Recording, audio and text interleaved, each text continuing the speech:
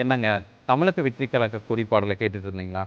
இந்த பாடல்ல அவங்க கட்சி கொள்கையை ரொம்ப டீட்டெயிலாவே விவரிச்சிருக்காங்க. அத தான் நம்ம இப்ப டீகோட் பண்ண போறோம். இந்த பாடல்ல எடுத்தோனேவே மக்கள்லாம் அலறிட்டு இருக்காங்க. 2 யானையில உச்சாணி கொம்புல இருக்க 2 அதிகாரம் படைச்சவங்க மக்கள கொடுமைப்படுத்திட்டு இருக்காங்க.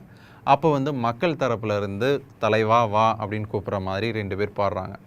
உடனே ஒருத்தர் குதிரையில வந்து இறங்குறாரு. அதுக்கப்புறமா 2 பெரிய யானைகள், ஏற்கனவே இருக்கிற யானைகளை விட ரொம்ப பெரிய யானைகள் வந்து அந்த யானைகளே அடிச்சு துரத்திட்டு இவர் அங்கே கொடி நாட்டுறாங்க. இப்போ அந்த கொடியை யார் ஏற்றுறாங்க தெரியுமாங்க? ஒரு பெண்மணி. அதாவது தமிழக வெற்றி கழகத்தில் பெண்களுக்கு அதிக முக்கியத்துவம் கொடுக்கப்படும். அதாவது சிங்கப்பெண்ணேன் படத்தில் மட்டும் இல்லை, ரியல் லைஃப்லேயும் நாங்கள் கொடுப்போம் அப்படின்ற மாதிரி சொல்கிறாங்க. பாட்டோட பல்லவியிலேயே 3 எழுத்து மந்திரம் ஒலிக்குது அப்படின்னு சொல்கிறாங்க.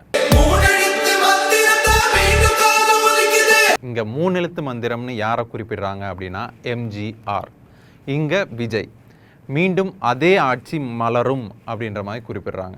அப்புறமா சிறுசிலிருந்து பெருசு வரைக்கும் எல்லாரும் ரசிக்கிற ஒருத்தர் நமக்காக வரார் அப்படின்னு சொல்கிறாங்க. அதாவது மக்கள் கூப்பிட்டதுனால தான் அவர் நம்மளுக்காக பணி செய்ய கீழே இறங்கி வரார். சிம்ம சொப்பனத்தில் இருக்கிறவர் எல்லாத்தையும் உதறி தள்ளிட்டு உங்கள் கூட அடிமையாக கீழே இருந்து வரப்போகிறார் அப்படின்ற மாதிரி சொல்கிறாங்க.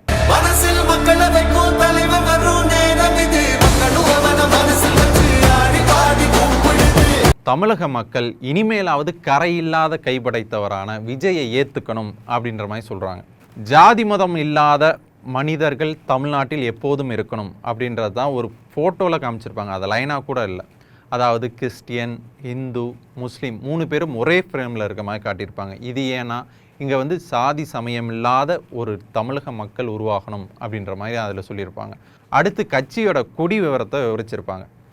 இங்கே வந்து ரத்த நிறத்தில் இருக்கிற அந்த சிவப்பு கொடி மேலே இருக்குது என்னென்னா எல்லோரும் ஒன்று தான், எல்லாருக்குள்ளேயே ரத்தம் ஒன்று தான் அப்படின்ற மாதிரி. அதுக்கடுத்து மஞ்சள் வந்து ஒரு அலங்காரம்.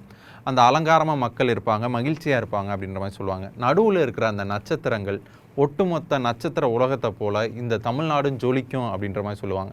கொடியில் நடுவில் இருக்கிறது வாகை மலர் தான், தூங்குமூஞ்சி மரத்தோட மலர் இல்லை அப்படின்றத எப்படி கண்டுபிடிக்கலாம் அப்படின்னா இந்த பாட்டோட கடைசியிலே சொல்லியிருப்பாங்க வாகை சூடவா அப்படின்னு சொல்லிட்டு. ஸோ அது வந்து வாகை மலரை தான் குறிக்கிது. அதுக்கப்புறம் ஏன் இதில் இருக்க யானைகள் இந்திய யானைகளாக இல்லாமல் ஆப்பிரிக்க யானைகளாக இருக்குன்னு உங்களுக்கு ஒரு கேள்வி வரும்.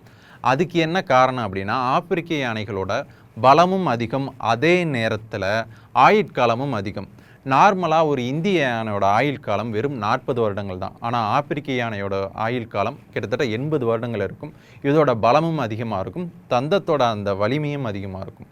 அதனால தான் ஆப்பிரிக்க யானையை அவங்க சூஸ் பண்ணியிருக்காங்க. குறைஞ்சபட்சம் 1 நூற்றாண்டு காலமாவது இந்த கட்சி இயங்கும் அப்படின்னு நம்மளுக்கு சொல்லாமல் சொல்கிறாங்க.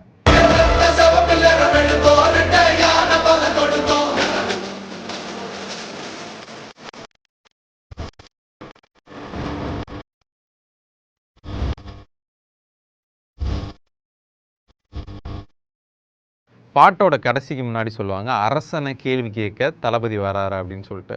ஆனால் எனக்கு என்ன ஒரு சந்தேகம்னா 2026 முதலமைச்சர் ஆக போகிறதே விஜய் தான் அவங்க யோசிக்கும் போது இங்கே தளபதி ஏன் அரசனை கேள்வி கேட்கணும்? இங்கே அரசனை யாரை குறிப்பிடுறாங்க அப்படின்னு நம்ம யோசிக்க வேண்டியது இருக்குது. ஒருவேளை ஒன்றிய அரசை சொல்கிறாங்களோ என்னவோ. எப்போவுமே ஒரு புது கட்சி ஆரம்பித்தாங்க அப்படின்னாலே கொள்கை விளக்க மாநாடுன்னு ஒன்று போடுவாங்க. ஆனால் அந்த கொள்கை விளக்க மாநாட்டில் சொல்ல வேண்டியதை இந்த கட்சி கூடி பாடலே நம்மளுக்கு தெளிவாக சொல்லிட்டாங்கன்னு தான் சொல்லணும். நாம் நினச்ச மாதிரியே அவங்க சொல்லியிருக்காங்களா, இல்லை இதை தாண்டி வேறு எதுவும் மறைபொருட்கள் அதில் இருக்கா அப்படின்றது விஜய் பேச போகிற அந்த கொள்கை விளக்க மாநாட்டில் தான் தெரியும்.